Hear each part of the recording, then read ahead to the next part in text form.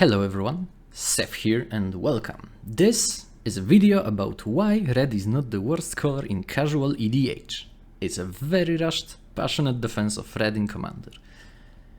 And you may be like, whoa, why did you make this? What the hell is this? Why is there Magic the Gathering content here? Look, a week ago, Trinket Mage and Tomer from MTG Goldfish made 2 videos talking about how red is bad in Commander. And while they do pose some correct points, I think they are a bit misguided in their critique. I believe that red is not a color that wants to play battlecruiser strategies in Commander, and is actually pretty bad for that style of play specifically. However, red is not only battlecruiser. Red has so many different ways to play and has access to so many different tools and utilities that other colors don't have and are very good with it. So, what are the good points of the videos? Well, yeah, red is bad at answering enchantments. You have to have either a lot of tools or have very specific niche tools that would help you deal with them. But outside of that, yeah, red is bad at dealing with enchantments. And I think that's kind of the point of the color. Then we have the red has access to great deal of mana accelerations, so treasures, geyser, braid of fire, rituals, you name it. And yeah, red is very good at that. And I think out of the 2 videos, I think Tomer's was way better in terms of structure, I think, and had way better arguments. And I really do enjoy that he brings up some things that made red a unique color to compare against, right? So haste, double strike, extra combat, all of these are tools that red gets access to and are key to playing the color. But without me thinking that the video was kind of bad, this video wouldn't have happened. So what are the bad points of the videos? So I think one of the main issues I had is a real dismissal of impulse draw and specifically rummaging as an effect. Also technically wheels, card advantage, stuff like that. I think red has a very specific interaction with both of these mechanics that it's not worse. I would even argue it's better for red to have access to these tools specifically. And yeah, then we have 2 opinions that I don't know if they were made as a joke. If they were, it's kind of telling that was the joke that was being presented as a fact. I don't know, but yeah, red being bad at aggro because people would run single target damaging spells like Lava Spike, which I think was one of the weirdest ways of proposing that red is bad at having aggressive game plan in general in casual. And it also led into this weird segment where there was argument posed that red should have access to higher damage and higher statted creatures than other colors, because I guess it would help with casual play. And I don't know, I feel like this entire argument that was presented in Trinket's video was, how do I say it, either misinformed or specifically placed in a way that, oh yeah, this is bad, it should definitely be this, right, or something like that. And then one point that I think is a bit more on the gray side rather than on the purely bad side is that red is bad for protecting their own stuff. And this part of argumentation kinda is in a bit of a gray area, and I will talk about it during the interactions segment of this video. But yeah, let's see. So why do I think the points that were presented in those videos are bad? Maybe not in bad faith, but maybe like they were not fully thought out. So red as a color doesn't really play battlecruiser. I've mentioned this already before, but red's way of playing is it's completely different from like typical strategies that you would see in Simic, in mono green, in well, mono blue depends kinda on the deck, but yeah, mono green, like Simic, like 3-4 color piles, stuff like that. Red's way of getting advantage is a bit more focused, I would say. Red's way of getting advantage is to do what it wants to do, right? This is the way that red gains ground, becomes more threatening than other colors, than other decks, right? So what does red wants to do? Red wants to cast spells. Obviously, like every deck wants to cast spells, yeah, but with red it's more of a, you want to have a steady flow of things that happen, be it through like damaging effects, like simply like spell casting for like spellslinger decks, being able to generate value from like resources you either deny or generate from yourself, which leads to like you probably not having a lot of cards in hand, but it's alright because red doesn't need to have cards in hand. It actually wants to sculpt their hand to have exactly what they need, play with exactly the tools they want, and have access to whatever they need at the right moment, right? And Impulse Draw helps you with either card flow or it's technically card advantage. And the most important thing that Red wants to do, controlling life totals. This section is the quintessential force behind red decks. As a red player, you should be a threat. You should prioritize getting early into the board, getting damage into the board, getting card advantage into the board, mana advantage, doing something more than just simply going, oh, it's turn 2 or turn 3, I will play my rock and pass. You can do that with red, but the less turns you spend on doing nothing, so generating like battlecruisery advantage, the more turns you start generating a real advantage. And real advantage for red is specifically card flow, card damage, and card selection. These are like the key factors for red. And yeah, that's why wheels and effects like Ramaging, Tormenting Voice, stuff like that, Faithless Looting, all of these are not simply effects that are like, oh, I can sculpt my hand, but also red has huge ability to play things from their graveyard. You can play very aggressively with something like Sabine, generating so much damage and value that your opponents cannot basically answer you and have to like be worried about their life total on turn 5. And you can play something more casual like Thorns of Chaos. You can spin the wheel for fun. This is exactly like why red has access to so many discard effects, right? Why red can use their graveyard so well, because you have so many, like a massive variety of tools that you can use during your game, having access to so many different things, because graveyard is a resource for red, and it's very important resource. And while we're on topic of resources, you know what is a resource? Life. And I think many casual players and also the videos that I've mentioned before don't really think about life as a resource, right?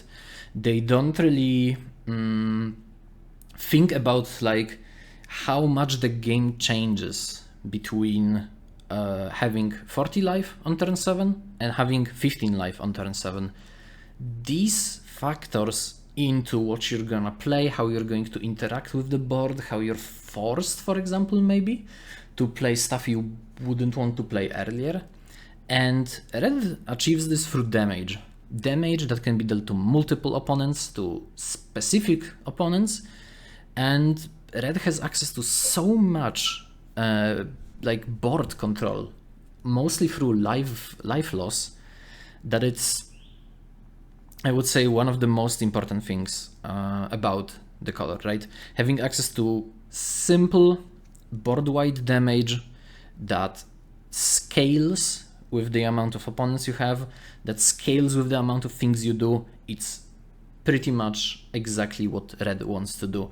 You can do non-creature spells, you can do creatures, you can discard cards, which red is really good at. You can play lands, which red has been getting somewhat better in the recent times. And you can play artifacts, which red is very good for.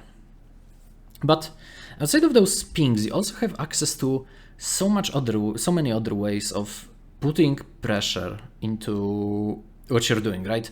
You have all your Punisher style effects, you have all those incidental damage effects like Roiling Vortex, Sulfuric Vortex, Gleeful Arsonist, Price of Progress, Tunnel Ignus. You have access to so many ways of controlling the game through you punching people in the face. It's something that people really don't appreciate enough. And life total at a certain point becomes an actual political leverage. So, oh yeah, you're at 15. Do you want me to kill you like next turn? Or maybe you want to help me deal with another threat? Because I can, and you see, this kinda helps with your table politics, because you putting pressure on every player with large stuff, small stuff, incidental damage, direct damage, all of this has direct impact on the game. And it's a bit different in 60 card format versus 100 card format, obviously, because, you know, more life, more cards, more advantage, stuff like that. But with this, you can even the odds very, very well. And, you know, not only can you threaten and establish your presence with damage, you also have access to interaction. Red has access to, I think, some of the best way to interact in the game, mostly with single target stuff. The board wipes are not really affected by this, but redirects are, in my opinion, the best interaction that any color has access to, because not only are you playing, you know, there is a concept of having advantage, right? You want to play your cards, you maybe want to trade resources with your opponent, stuff like that. Red is bad at trading resources. Well, unless it's damage, then it's always good, but red having access to redirects allows the player to not only do a 1-for-1 trade, but it's often actually just a 2-for-1 in a lot of cases. Not only are you blanking the enemy removal spell, for example, or enemy protection spell, you are also either protecting your own card or destroying an enemy target, right? That's like way more important at the current moment. Especially something with like Chef's Keys or Wild Ricochet. These two cards, and Will Lose Reversal, yes, and these two cards not only and Return the Favor, right? Like these four, with some mana investment you can do an entire blowout. And these cards are, I think, the strongest when it comes to playing a bit more aggressive decks that do a lot of hand sculpting rather than impulse draw. And on that topic, advantage versus interaction. This is a bit of a bonus talking point. So yes, impulse draw is great, but if you want to play slower style of red with like more interaction, like redirects that don't cost like 1 mana or 2 mana or stuff like that, then you probably don't want to play impulse draw, right? But main issue with impulse draw is that if you impulse draw into something that you don't want or don't need, it becomes a huge disadvantage to you because you no longer has access to that removal card, right? But the main thing is, if you are building a deck and you want to make sure that your interaction suite is good, but also you want to make sure that if you're running impulse draw, you don't accidentally run into the problem that your interaction suite gets pulled out. Then you should take a look at flexible options that maybe are not as good as generic options like Blasphemous Act, but are good in situations where you know that you might roll into them, right? This is kind of the same with Cascade decks, right? If you're playing Cascade decks, sometimes you don't want to have specific interaction, or you maybe cut down on interaction, but with cards that are flexible like Slagstorm, Abrade, Pyre, Ruinous Rampage, all of these cards, not only they are modal, you can play them in any way you want, right?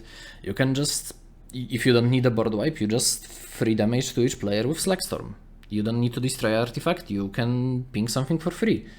And if you impulse draw something, then if you don't need it, don't play it. That's also a huge strength of the impulse draw.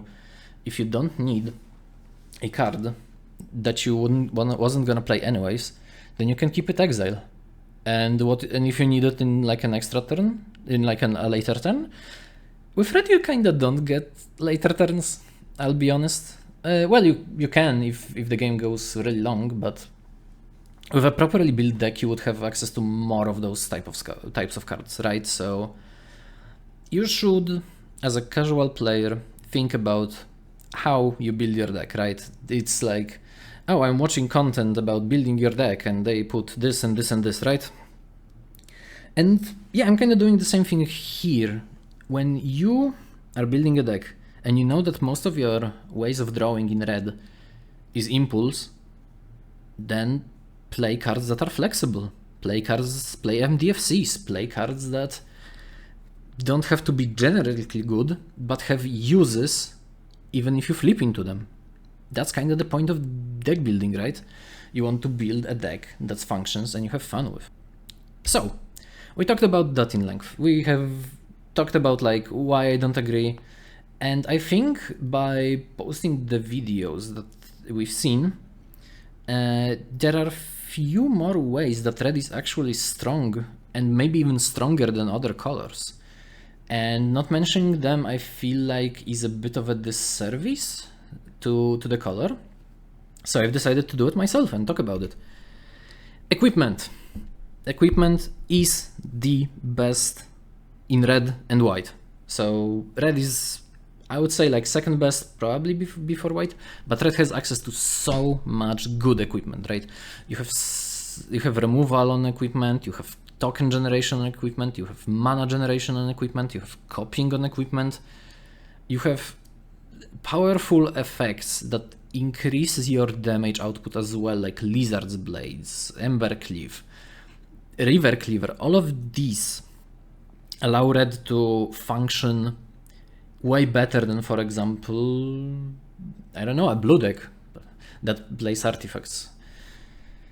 Okay, that was a strange combination, but what I mean is you have access to so many things in form of an equipment that, and all of them are pretty cheap to either play or equip, and they have a lot of options when it comes to being more and more powerful. And you also have access to few good artifact not even artifact commanders as well, because, you know, equipment are artifact, but you have access to equipment commanders that are really good. Godo, Gilgamesh, Freya is also actually really fun. All of these have a proper game plan and it will work. Another thing that I've mentioned before, flexibility. Red is the color of flexibility. You have so many effects that you can play in multiple different ways. You have MDFCs, you have Dual Caster Mage, which is probably one of the most, I wouldn't say skill floor, I would say maybe skill ceiling card, because if you can properly use a Dual Caster Mage, you just can win in certain situations. Siege Smash is an amazing card that I don't think enough people talk about. With 2 modes on split second for a decent rate that can not only give a massive blowout, but also create such a powerful impact on the board. Then you have Shenanigans, the card that many people have, I think, forgotten in the recent times because, yeah, 2 mana to destroy an artifact is kinda bad, but sometimes you just need to destroy so many artifacts, right? And you just can keep dredging Shenanigans over and over again. Or cards that are clearly model, like Charming Scoundrel, Parapet Thrasher, Great Train Heist. All of these offer flexibility in what you want to do with a single card, right? Charming Scoundrel has so many modes that just simply help you, from damage to mana generation to damaging. And then, Red's another powerful tool is being able to just steal cards from your opponents. Either copy them with like Hate Mirage, Heat Shimmer, Dual Caster Mage that I've mentioned, but also simply just steal them. Stolen Strategy, Ragavan, Prisoners, and Van, Grenzo, and then you also have access to the, on-board steals. Insurrection, Mass Mutiny, Hideous Taskmaster. All of these tools allows Red to keep up in case their aggressive early game plan goes wrong, right? You can always just win the game off of an Insurrection. You can always Hideous Taskmaster, something really large, right? Mass Mutiny also helps you quicken up the pace of the game. Even on turn 5, right? Like stealing a bunch of big stuff and then pushing so much damage that they have to strategically think about what the player needs to do, then yeah. That what kind of puts the fear of Red in a lot of people. And then Red's one of the, probably second best in the entire color pie is buffs, cantrips, stuff like that. Crimson Wisp, Expedite, Renegade Tactics, all of these just replace themselves. They give you some extra effects. They draw. Since they are cantrips as well, they are very valuable actually. Even if you think like, oh, I'm going like 0 on the card, right? Because it replaces itself.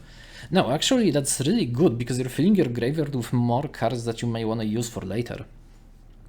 And then, as mentioned, Red has access to some of the best damage amplification, right? Double Strike is the best way to simply close out the game, right? You take something away from your opponent and then you go, yeah, that +1/+1 double strike with Uncaged Fury or something like that, or Timul Battle Rage, or Violent Urge, which is probably one of the most interesting cards that was printed in Duskmoor, and people keep forgetting about it. All of these tools just help Red establish their early game presence, early dominance, give them more things to do early, middle game, and sometimes even late game, just to close out the game, right? And I've talked about how much Red can ramage, how much Red can play around with their card selection, with flexibility and stuff. And this leads me into a point that Red is probably the best color that can utilize silver bullets without even running them as a tutorable targets, right? Even if you don't run Gamble or something like that, you can still run these, and they are great. And you may be like, okay, why am I running, for example, Bloodsun? Why am I running Stranglehold? Why am I running Meltdown, Pyrohemia, Treasure Number? Why? Why Red is so good with these cards, right? And it's because Red's way of ramaging, making wheeling, stuff like that, you can get to decide how to sculpt your hand. If you need a specific silver bullet for a game, like Smoke, or maybe Price of Glory, or maybe Chaos Sphere, or maybe Blood Sun, or maybe Shivan Harvest, right? If you need either of these tools in the game, you can play them. You just put them in the deck. It's like, okay, my playgroup has a lot of this sort of effect, so having this in my deck will help me against them, right? Against like maybe faster decks or slower decks or whatever decks, right? But if you don't need them in the game, why not just loot them away? Why not just ramage them away? Why not just wheel them away? You don't lose anything from losing these tools as you do, right? All of these like specific interactions just work so well with red because of how red approaches threat generation and card generation and card advantage and stuff like that, that these actually are just never a dead card in your hand, because even if they are dead, why not just discard them to like your Inti or your I don't know, Parapet Thrasher, you know, stuff like that. And I think a deck that I've seen and I've played against a lot that exemplifies all of the things that I've talked about is one of my friends, Lynn's Sabin Master Monk deck. And it's a mono-red aggro. It has like smaller sub-themes in there, but I would personally just call it's an aggro deck. It does what it wants. It punches you for 20 damage in like turn 5. It kills people, right? This is what red does. It kills people. Because the game ends when you are at 0 life, right? This is the rule of the game. So I will obviously link the deck in the description so you can take a closer look. But last chance, these are like cards that are emblematic to this deck. I think that they signify what the deck wants to do, right? You have the Liquid Metal Torque, which not only is a ramp piece, but you can also get over the red restrictions of being able to deal with enchantments, you know, and Timely Malfunction, which serves 3 completely different things at once, and it's amazing. You have Bolt Wave, which is like probably one of the better ways that Wizards have printed, like red damage scaling for multiplayer as well. You have Hero's Blade, which I've put it in here because while it's technically not a red card, it's one of the better cards to run in your red decks. And I think it kind of goes into like how much a color can apply colorless into it, but you know, whatever. We have access to 2 huge and fast mana acceleration cards like Dwarven Ruins and Sandstone Needle. These are amazing for Sabin because they can let you get Sabin on turn 3, sometimes even 2, with a proper draw and just keep on pumping damage, right? Then you have access to some of the better ways of buffing, right? Especially with Double Strike Haster. Monstrous Rage, Feast of Flame, all of these give you not only reach and being able to go through blockers, but also give you a buff that may turn a single swing into a lethal very early in the game. You have access to extra combat steps, which get around the weakness of red of like, oh, you have to open yourself to maybe attack. No. You can just attack once, and if it goes well, you just seize the day. Or you go last chance, and then you go again.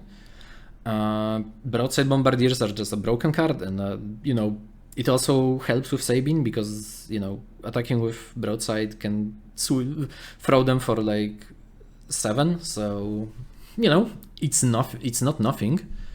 Then you have access to like slowing effects like Smoke, or maybe dodging effects like Sundering Eruption. All of these cards exemplify the way that red wants to be aggressive against opponents, how it wants to control the game through the use of aggression, damage, reduction of life totals, you know, stuff like that, right?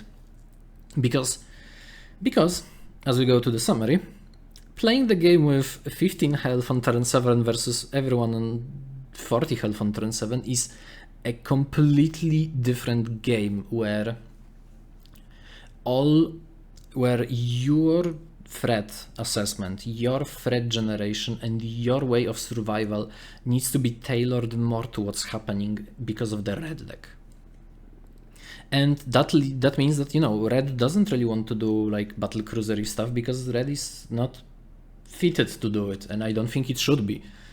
And, you know, red having so many unique ways to play, like Equipment, Storm, Spellslinger, Steel, that are being played in casual tables like tier 2, tier 3, all of these are playable.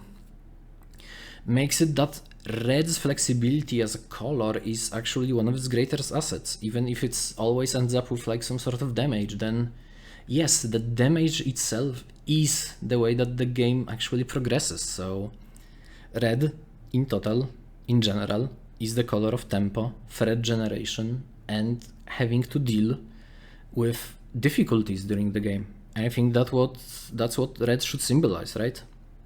And I didn't think about making this video that much. I saw the video, I thought about it, and I was like, I don't think all of this is correct, right? This is more of a like my experiences playing with against red and like watching people red tend to be very positive for the red players. And I think saying that, oh, uploading videos that are like red is the weakest color and here's why, and also red should get fixed, it kind of shows what kind of content creation culture we are living in, right?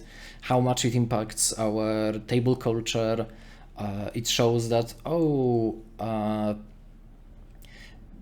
we play, it kind of like fits into the content generation scheme where like when you're doing a commander video, right, like playing obviously, you want to play decks that are on the slower side because you want to show off more of the game, have more of the interactions of cards shown into it, right?